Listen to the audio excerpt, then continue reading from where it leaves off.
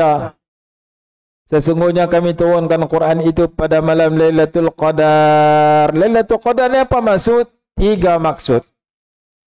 Maksud pertama, Lailatul Qadar malam kemuliaan. Asy-syarafi wal 'azam. Lailatul syaraf wa Lailatul 'azam. Itu kata Imam pengarang kitab Tafsirul Jalalain. Malam yang mulia dan agung. Tafsiran kedua menyatakan Lailatul Qadar itu Lailatul Taqdiril Umur. Malam menentukan urusan-urusan. Yani Allah Ta'ala menentukan rezeki si fulan dapat banyak mana sampai tahun depan. Dalam tahun ni, tahun depan ni, berapa orang akan mati, berapa orang akan dilahirkan. Menentukan kelahiran, menentukan kematian, menentukan ajal.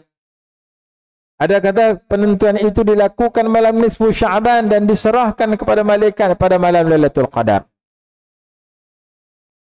Lailatul Qadri ay lailati taqdiril umur wa taslimiha ila mudabbiratil umur. Ditentukan, diserahkan kepada malaikat yang menguruskan ketentuan tersebut. Daripada tahun ini sampai tahun depan, urusan mati, ajal, rezeki dan lain-lainnya. Baik itu malam nisfu Sya'ban kita doa supaya rezeki kita murah, halal. Kita doa supaya kalau kita mati dalam iman. Kita doa supaya Allah bagi istiqamah kepada kita. Tafsiran yang ketiga, Lailatul Qadar ialah Lailatul Dhiq. Dhiq mana sempit. Malam Lailatul Qadar malam yang sempit.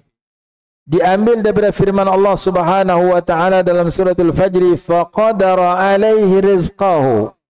Allah qadarkan rezekinya, ya Allah sempitkan rezekinya.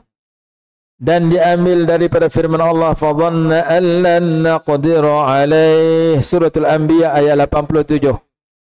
Yang tadi surah Al-Fajr ayat 16. Dia menyangka kami tidak akan menyempitkan ke atasnya. Kenapa nama malam yang sempit? Lidhiqil fadha' bizdihami mawakibil malaikati fiha. Kerana sempitnya ruang udara disebabkan bersesak-sesak para malaikat turun beramai-ramai pada malam tersebut ke dunia. Mengucapkan salam kepada orang beriman lelaki dan perempuan. Salamun hiya hatta matla'il fajr. Allah kurniakan keselamatan sehingga terbit fajar. Maka tafsiran ketiga, kerana kesesakan malaikat rahmat yang turun bersama malaikat Jibril, tanazzalul malaikatu warruhu fiha, turun berterusan daripada maghrib sampai subuh oleh malaikat Jibril, para malaikat dan malaikat Jibril pada malam Lailatul Qadar. Lailatul Qadar ni mula maghrib habis subuh. Malaikat turun beramai-ramai, cuma kita tak nampak. Tanazzalul malaikatu warruhu fiha. Wa ma adraka ma Lailatul Qadar. Tahukah kamu apa itu Lailatul Qadar? Lailatul Qadri khairun min alfi syahr. Malam Lailatul Qadar itu lebih baik daripada 1000 bulan. Kalau kira tahun, 83 tahun 4 bulan. Sekali kita beribadat malam Lailatul Qadar, pahalanya seperti seumur hidup. Pasal belum tentu kita sampai umur 83 tahun 4 bulan. Tak kena gaya, tak ada 80 tahun, pergi dah. Tapi Lailatul Qadar Allah bagi pahala 83 tahun 4 bulan. Untuk satu kali Lailatul Qadar. 10 kali 800 tahun. 50 kali 4000 tahun. 3 tahun 4 bulan tu tak ada kira, tak arti nak kira, matematik tak apa lulus. Mau kira tu, banyak lagi.